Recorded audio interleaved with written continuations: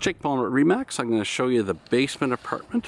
You've probably already seen the other video that has the main floor and the upstairs, but we'll go through here.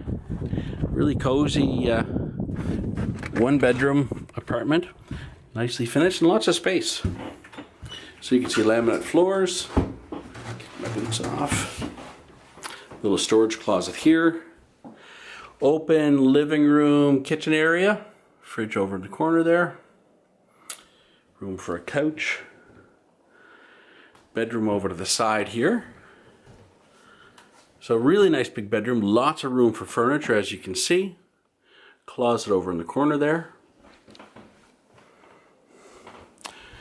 And bathroom over here. So bathroom has a stand-up shower, flush and vanity.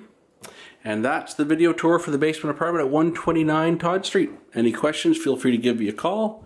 I can be reached at 650-0092. Thanks.